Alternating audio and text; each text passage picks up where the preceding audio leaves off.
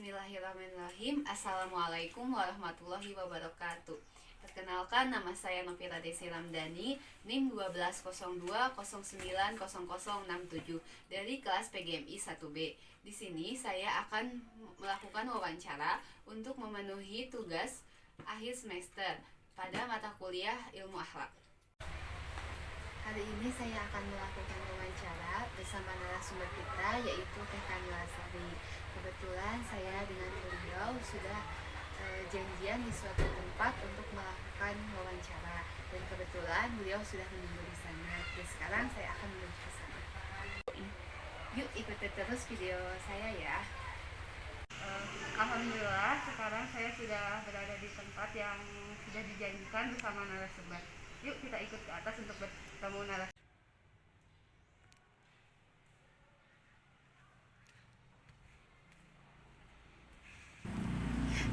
Assalamualaikum. Waalaikumsalam. Teh boleh minta waktunya sebentar buat tugas kuliah? Nah, di sini Nafira mau wawancara tentang akhlak kepada orang tua.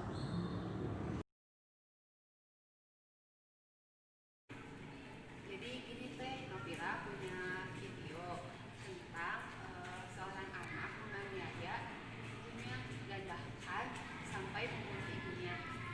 Yuk kita tonton dulu videonya ya Teh.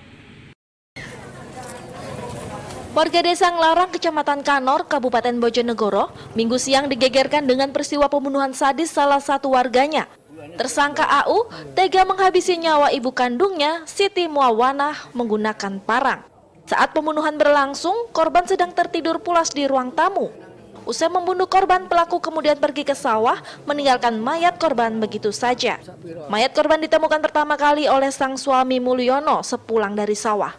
Pembunuhan sadis ini diduga berlatar belakang sakit hati, di mana sehari sebelumnya pelaku yang mengalami stres sempat terlibat cekcok dengan korban. Nah kemarin kalau itu kan sengadi ini total ansale mergawi, terusan dianu nanti. Oh, dianu itu Pak ya. Ini pelaku ini sudah pernah mengalami sakit Pak? Sakit sempung. Sakit apa Pak ya? Stres gampang. Tak butuh waktu lama polisi berhasil menangkap pelaku. Sementara mayat korban dibawa ke kamar jenazah RSUD Bojonegoro untuk dilakukan visum. Sekira jam 16 mendapat informasi dari perangkat bahwa di wilayah Desa Nglarangan ada kasus pembunuhan. Saat ini sementara pelaku kita amankan di Polres. Guna kepentingan penyelidikan, pelaku bersama barang bukti sebilah parang diamankan ke Mapolsek Kanor. Pelaku juga menjalani pemeriksaan intensif. Guna mendalami informasi dugaan pelaku mengalami stres. Dion Fajar Arianto, Bojonegoro.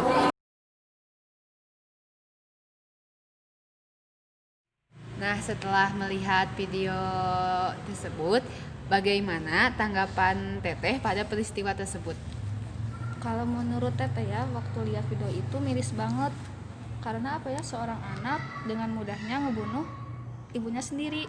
Kan kita udah tahu nih, ibu itu yang ngelahirin kita selama 9 bulan, yang ngedidik kita sampai saat ini, tapi kok balasannya kayak gitu. Mungkin ini bagian dari sifat dia sendiri gitu, karena kan manusia itu beda-beda karakter, beda-beda watak, bahkan sifat. Dan mungkin juga dengan adanya peristiwa tersebut membuktikan bahwasanya manusia dan Sato itu lebih kejam manusia. Karena Teteh sendiri nggak pernah ngedenger misalnya nih harimau ngebunuh ibunya sendiri, enggak kan? Sedangkan kalau manusia ini udah ada tadi beritanya ngebunuh ibunya sendiri. Kemudian ketika kita ngelihat berita tersebut, kita nggak boleh langsung ngejudge orang itu bahwa orang itu yang salah, bahwa anak itu yang salah. Kan kita nggak tahu nih apa sih namanya keseharian mereka seperti apa, terus alasan anak itu ngebunuh orang tua seperti apa. Kita juga nggak tahu orang tua ngedidik anak itu kayak gimana, atau ke orang tua yang salah didikannya, atau anak yang nggak mau dididik. Kan kita nggak tahu apa-apa. Jadi ketika kita ngedengar berita tersebut, diusahain untuk jadi pelajaran buat kita sendiri. Jangan sampai kejadian tersebut terulang lagi oleh kita nih ya sebagai seorang anak. Dan mungkin ini juga bisa jadi introspeksi diri buat anak sendiri, buat orang tua juga. Kalau orang tua mungkin jadi ketika melihat berita tersebut harus lebih perhatian lagi kepada anaknya, harus lebih ngedidik lagi. Dan seorang anak ketika melihat berita tersebut, oh jadi harus lebih sayang lagi ke ibunya, jangan sampai durhaka ataupun membentaknya. Seperti itu. Jadi intinya kita jangan sibuk ngurusin hidup orang lain kalau kita belum tahu apa-apa masalahnya, seperti itu. Dan mungkin bisa jadi anak itu terlalu jauh dengan Allah, jadi udah nggak ada rasa takut apa-apa. Yang penting kalau dia udah berkeinginan untuk membunuh, ya langsung membunuh. Jadi nggak bisa mengendalikan hawa nafsu, sedangkan hawa nafsu itu kan cenderungnya kepada kejahatan, keburukan. Dan mungkin juga bisa jadi orang tersebut hatinya kurang disirami rohani. Nah, kita lanjut ke pertanyaan kedua ya Teh. Menurut Teteh, apa yang seharusnya kita lakukan jika kita melihat teman atau saudara kita sendiri memperlakukan orang tuanya dengan tidak baik? Memperlakukan orang tuanya dengan tidak baik di sini contohnya seperti apa? Contohnya seperti satu, melawan orang tua, kemudian membentak orang tuanya, kemudian tidak mau nurut sama perintah orang tuanya, dan lain-lainnya. Oke, kalau menurut Teteh ya, kalau pengalaman Teteh belum pernah ngelihat teman ataupun saudara yang ngebentak bahkan melawan orang tuanya di depan banyak orang, karena mungkin ada rasa malu juga ya. Nantinya dikiranya kok gitu, jadinya berpikiran negatif orang lain. Tapi kebanyakan anak itu berani melawan orang tua, ngebentak orang tua itu ketika di rumah, jadi hanya keluarga saja yang tahu.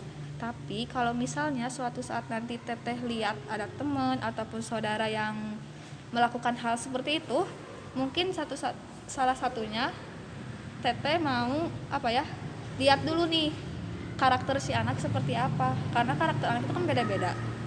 Terus harus tahu juga apa masalahnya, kan pasti ada sebab akibatnya.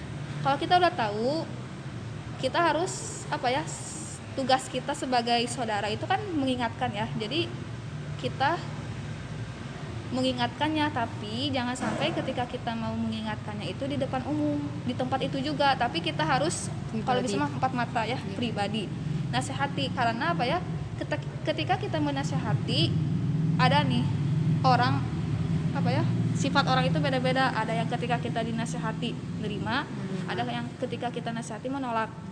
Kalau ketika kita dinasihati menerima itu juga ada dua tipe. Yang pertama menerima tapi hanya diam saja karena berusaha untuk menghargai orang tersebut yang menasihatinya. Yang kedua menerima tapi langsung kena ke hati sama kepikiran, oh iya ya bener, tadi aku salah, seperti itu. Terus gimana Teh kalau orang yang menolak nasihat kita, ya kita gak usah mikir lain lagi, itu urusan dia sendiri. Yang penting kita udah berusaha untuk ngingetin dia bahwa dia itu tadi salah, seperti itu sih. Jadi kita juga ketika menasihati harus menggunakan kata yang lembut. Jangan sampai niat kita bagus ya menasihati, tapi malah bikin dia jadi marah besar, bahkan jadi ngebenci kita. Tapi sih melihat situasi terlebih dahulu. Tapi ya konsekuensi kita harus siap ketika dia mau ngebenci kita juga. Nah, kita lanjut ke pertanyaan terakhir ya Teh. Bagaimana seharusnya kita bersikap kepada orang tua kita? Kalau untuk seorang anak bersikap kepada orang tua udah jelas ya, ada ayatnya, yaitu Quran Surat Al-Isra ayat 23. Teteh cuma ngambil intinya aja ya, poin-poinnya aja dari ayat tersebut. Yang pertama itu, kita sebagai anak harus berbuat baik kepada kedua orang tua. Jika salah satu dari mereka atau keduanya sedang berusia lanjut. Terus yang kedua, jangan mengucapkan kepada mereka. Yang ketiga itu, kita tidak boleh membentak kepada kedua orang tua. Dan yang keempat, kita harus menggunakan perkataan yang baik kepada kedua orang tua. Keempat poin yang barusan disebutkan, apakah bisa dijelaskan?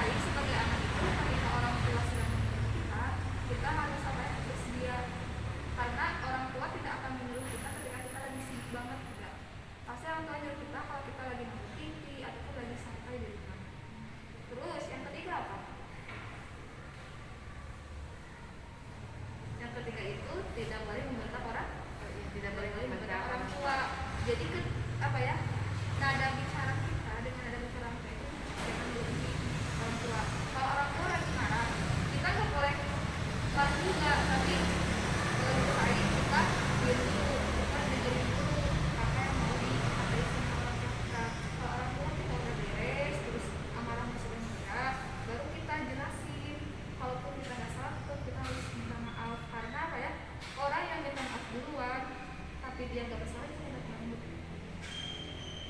Terus yang keempat itu berkata yang baik kepada orang tua. Karena apa? Lidah itu tajam ya, bicaranya itu tajam. Kalau kita melukai hati orang tua itu bahaya banget. Karena kan udah ada kisah almarhum ya, tahu kan ya, yang enggak ini. Jadi ya pasti sebisa mungkin ketika kita mau bicara sama orang tua, mungkin jangan keluarin kata kasar. Kita harus berbaik, berlaku baik kepada kedua orang tua. Ya itu betul. Orang tua sudah berusia lanjut, tapi kita harus tetap berbuat baik. Ya meskipun nanti kita punya kehidupan yang lain, keluarga kecil, kita nggak boleh lupa. Alhamdulillah sesi tanya jawab sudah selesai.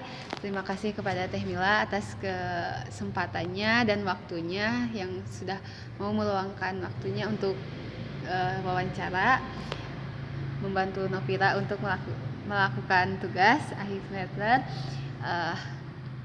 Semoga apa yang telah Teh Mila sampaikan bisa bermanfaat khususnya untuk Novira pribadi, umumnya untuk anak-anak di luar sana yang menonton video ini. Sebelum penutupan, apa ada pesan-pesan dulu untuk anak-anak di luar sana? Untuk pesan sih cuma sekedar selalu ingat dengan hadis ini ya, ridho Allah itu tergantung kepada ridho orang tua dan murka Allah itu tergantung kepada murka orang tua. Jadi pasti kalian udah tahu apa yang harus kalian lakukan. Cukup. Nah, jangan lupa ya akan pesan itu. Kita harus selalu ingat pesan itu. Sekian. Terima kasih Teh atas wawancaranya. Assalamualaikum. Alhamdulillah video bersama narasumber kita yaitu Teh Karmila Sari telah selesai dilaksanakan. Mohon maaf apabila dalam video ada salah kata.